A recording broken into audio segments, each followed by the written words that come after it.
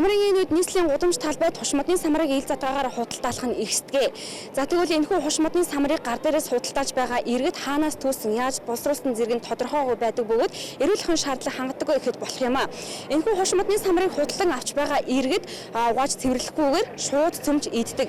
Энэ нь иргэдийн эрүүл мэндэд сөрөг нөлөө үзүүлдэг байна. Хуш модны самрыг түүх хуулийн хугацаа энэ сарын 15-нд эхэлсэн. Гэтэ өнгөрсөн 7 дугаар сараас хойш иргэд хууль бусаар буюу болцсон гүйцээгүй самрыг уулнаас түж худалдаалж ирсэн нь нууц биш. Ингэхдээ автобусны буудлах гудамж талбай гэд хөл хөдөлгөөнд тоос шороо ихтэй газар ил задгаа худалдаалах нь элбэг. Тэгвэл гудамжинд ил задгаа худалдаалагдж буй самрыг эрүүлэхэн шаардлага хангаагүй нөхцөлд борцооноос нь салгаж хатааж хадгалдаг бөгөөд иргэд үүнийг төдийлөн мэддэггүй гэсээ болж хэрэгэлсээр байгаа юм а. Тухайлбал уулнаас түүсэн самраа нөхөн жорлонгийн дэргэд автомашины шалавч, ор хүнжлийн даавуу гэх мэт бохир эд зүйлээр хатааж байгааг үзэгч та харж байна. Самрны худалдаачид үүнийг хүлээн зөвшөөрч амбар савндаа хадгалдаг, огт цэвэрлэдэггүй гэдгийг хэлж байгаа юм а. Ингээ бүр хатцсан самрыг бол зүгээр амбарт хийгээл явцдаг, орхичдаг. Хуурсан самар хадгалах ямар ч боломжгүй, чадвар даахгүй.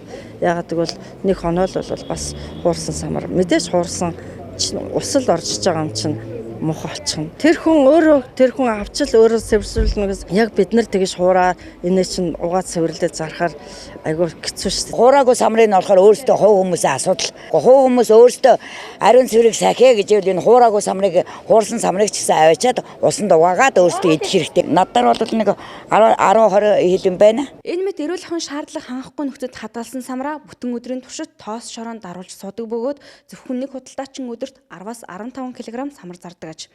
Нэг иргэн дунджаар 350 грамаас 1 кг хэмжээтэйг худалдан авдаг.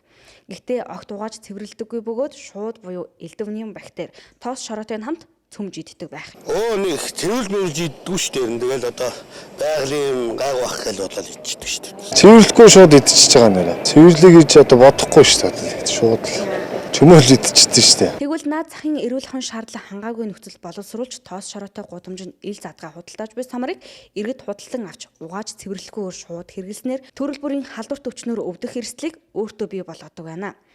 Тухайлбал самрын ясны гадаргуудах нэм бактериар дамжуулан наандаж гидсний шар өвчнөөр өвчлөх эрсдлийг мэргэжилтнүүд хэлж байна. Нийслэлийн мэргэжлийн хэлтийн газраас хуш модны самар түүж бэлтгэхтэй асуудалтай холбоотойгоор хянаж шалгалтыг бол хийж байгаа. Хянаж шалгалт бол мэргэжлийн хэлтийн газрын даргын баталсан урьдчилан сэргийлэх хянаж шалгалт өдөртөмжийн хүрээнд хийж эхэлсэн байгаа. Хуш модны самрын болтсмын ерөөдөө бол 9 сарын 15-наас дараа оны 3 сарын 15-нд болдгоо гэсэн жил ухааны үндсэлтэй тогтоогооч баяр төсний яамны журам баталгаажуулсан байдаг.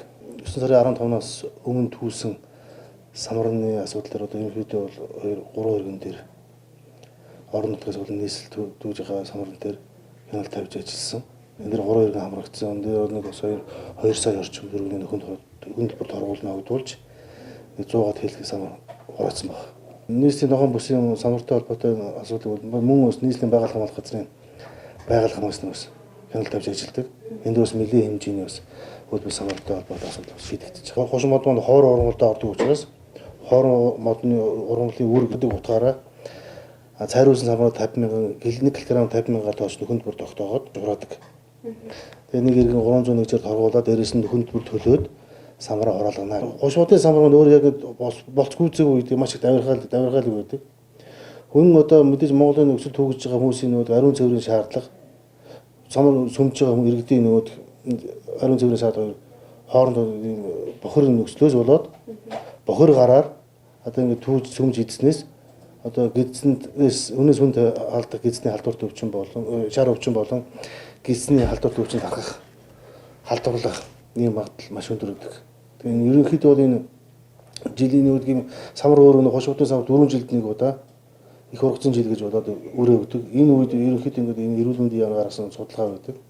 Яг энэ самартай холбоотой үе гэхээр энэ шар өвчин болон гидсний халдварт өвчин ихсэх хандлагатай байдаг гэсэн судалгаа байдаг. Ууланд гарсан усууд чинь шалгалж яваад очиход хаасаас хараад ирж ухтаад алга шүү дээ. Баригддаг. Тэгээ хоёрдоо төмөр тавьдаг. Тэгээ амнасаа охироод гэмтдэг, бэртдэг. Ийм сөрөг үр дагавар маш өндөр байна. Энэ хамгийн гол энэ чинь юу хөлбөр аюулгүй ажиллагаа, тийм технологийн барьж ажиллааг үртэл ерөөсөө холбоотой. Энэ жил хошин ой бүхий газруудын 38.7% сайн, 60.3% нь дунд ургацтай гэсэн судалгаа гарсан бөгөөд их ургацын эхний жил тохиож байгааж. Өөрөөр хэлбэл энэ жил самар сайн урсан учраас гудамж талбайн ил задгай самарны худалдаач их байна гэсэн үг юм а. Нийслэлийн мэргэжлийн хяналтын газраас өнөөдрийн байдлаар эрүүл ахуйн стандарт зөрчиж хууль бусаар самар тууж зарсан 3 иргэнийг тус бүрдэн сая төгрөгийн торгуулийн арга хэмжээ аваад байна. Гэсэн хэдий ч гудамж талбай дахь ил задгай самарны худалдаа хэдэн арваараа байсан. Тиймээс иргэд өөрсдөө самар худалдаж авахдаа эрүүл ахуй шаардаж угааж цэвэрлэх хэрэгтэй байгаа юм а.